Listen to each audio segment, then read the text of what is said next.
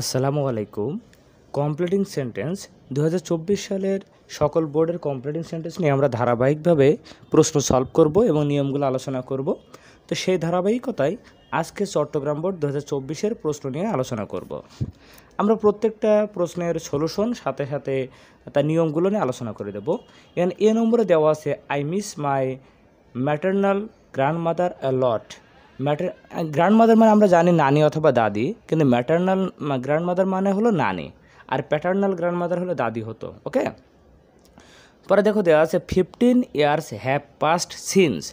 এই যে দুটি ক্লজের মাঝখানে সিন্স আছে, এই সিন্সের একটা নিয়ম আছে, সেটা হলো এর প্রথম অংশে যদি প্রেজেন্ট ইনডিফিনিট বা প্রেজেন্ট পারফেক্ট হয়, পরের অংশে হবে হলো পাস্ট ইনডিফিনিট।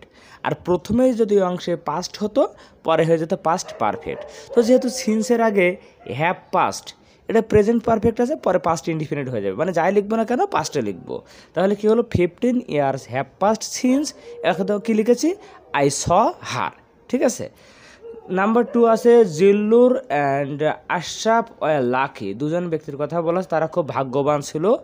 নো সোনার হ্যাডের নিয়ম দেখো, আমরা জানি নো সোনার হ্যাডের নিয়ম হলো নো সোনার হ্যাড থাকলে পরপর দুটি ক্লজ হয়, প্রথম ক্লজে V3, পরের ক্লজে V2 হয় এবং মাঝখানে দেন বসে। ঠিক আছে। এই যে নো সোনার হ্যাড দে বা যেই না মাত্র তারা কি হলো, আমি দিয়েছি রিস্ট হোম, বাড়ি পৌঁছাইলো। এই যে নো সোনার হ্যাড থাকলে মাঝখানে একটা দেন দিতে হয়, পরে পাস্টে লিখতে হয় ইট স্টার্টেড টু রেইন। এটা পরে ভার্ব হলো স্টার্টেড পাস্টে। তাহলে নো সোনার হ্যাড হলে প্রথম ক্লজে V3, পরের ক্লজে V2 হয়। Number 3 C number, in our country there are many people. আমাদের দেশে অনেক লোক আছে, পরে কিন্তু কি তা দেওয়া নেই। পরে আবার পরের বাক্যে বলা হচ্ছে poverty is a curse for any society. যে কোনো সমাজের জন্য দারিদ্রতা একটা অভিশাপ। তাহলে আমাদের সমাজে অনেক লোক আছে যারা কি গরিব, এই ধরনের কিছু লিখতে হবে। এই যে দেয়ার আর মেনি পিপল, এই পর্যন্ত প্রশ্ন ছিল, পরে কি লিখলাম হু আর ফোর, যারা গরিব। ঠিক আছে। তো এরপরে দেখো নাম্বার ডি। আরেকটা কথা বলি, কমপ্লিটিং সেন্টেন্সের যে কোনো নিয়ম শেখার জন্য আমার চ্যানেলে একটা বেশ ভিডিও দেওয়া আছে, তোমরা সেটা দেখে আসতে পারো। ওখানে মাত্র 14টা নিয়ম দেওয়া আছে, যেটাতে সকল কিছু সলভ করা যায়। ওকে। ডি নম্বর দেখো, corruption is an obstacle to our national development. আমাদের জাতীয় উন্নতির পথে অন্যতম বাধা হলো দুর্নীতি। It is high time. It is high টাইমের দুটো নিয়ম আছে। ইট ইজ হাই টাইমের পরে যদি সাবজেক্ট দেওয়া থাকে তাহলে যা লিখবো পাস্টে লিখবো, আর সাবজেক্ট না থাকলে 2+V1 দ্বারা লিখবো। দেখো এখানে ইট ইজ হাই টাইমের পরে আর কোনো সাবজেক্ট ছিল না, এই জন্য কি লিখেছি 2+V1, কি টু স্টপ ইট। করাপশন যেহেতু মানে দেশের উন্নতির একটা অন্তরায়, তাহলে এটাই উপযুক্ত সময় কি করার, টু স্টপ ইট। ওকে। এখানে যদি একটা সাবজেক্ট থাকতো যে উই অথবা ইউ, তাহলে আমরা স্টপ না লিখে স্টপড লিখতাম।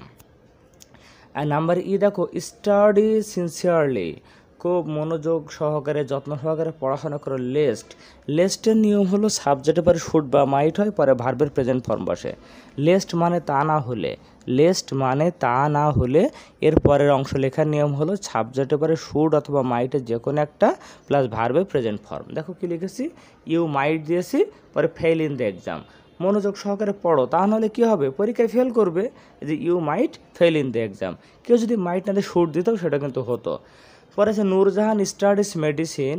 নূরজাহান মেডিসিন নিয়ে পড়াশোনা করছে। সো দ্যাটের নিয়ম হলো সাবজেক্টের পরে ক্যান বা কুড, পরে ভার্বের প্রেজেন্ট ফর্ম। সো দ্যাটের নিয়ম হলো সাবজেক্টের পরে ক্যান বা কুড, পরে ভার্বের প্রেজেন্ট ফর্ম।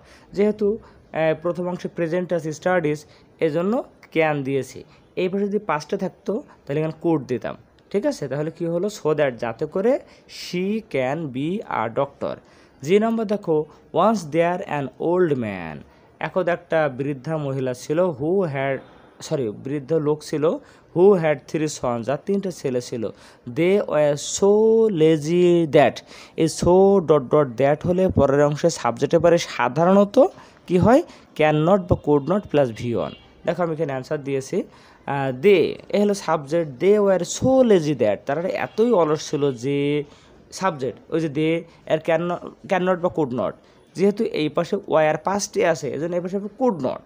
ঠিক আছে। এই কুড নট না দেওয়া ডিড নটও দেওয়া যাইতে পারে। পরে কি লিখেছি, ডু এনি ওয়ার্ক। তারা এতটা অলস ছিল যে তারা কোনো কাজই করতো না বা কোনো কাজ করতেই পারতো না। ওকে।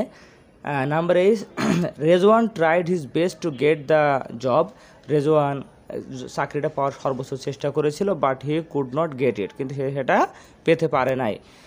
Had he got the job, এই হ্যাড হি গট এটা হলো ইফের নিয়ম। হ্যাঁ, ইফের মোট 3টে নিয়ম আছে, যে ইফের পরে প্রেজেন্ট হলে পরে সাধারণত ফিউচার হয়, ইফের পরে পাস্ট হলে দ্বিতীয় অংশে would could should might plus V one বসে, আর ইফের পরে যে পাস্ট পারফেক্ট মানে হ্যাড প্লাস ভি3 হয়, তাহলে পরে হয় would have could have plus ভার্বের ভি3। তোমরা আমার কমপ্লিট সেন্টেন্সের ভিডিওটা দেখে আসতে পারো, এখানে প্রায় 1 মিলিয়ন ভিউ আছে, ওই ভিডিওটা দেখে আসতে পারো।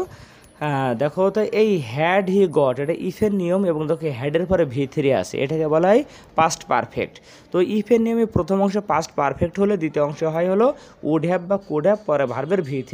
আমাদের প্রশ্নে উড পর্যন্ত দেওয়া আছে, পরে আমরা দেখো হ্যাভ দিয়েছি, পরে ভার্বের ভি3 দিয়েছি। বলছে যদি সে চাকরিটা পেত, হি উড দেওয়া আছে, নিয়ম অনুযায়ী পরে হ্যাভ, পরে যে ভার্ব দেবো তারপর ভি3, এ would have supported his family. Okay, বা আমি অন্য কোনো যাই দিতাম না কেন, হ্যাভের পরে ভার্বের ভি3 হতো।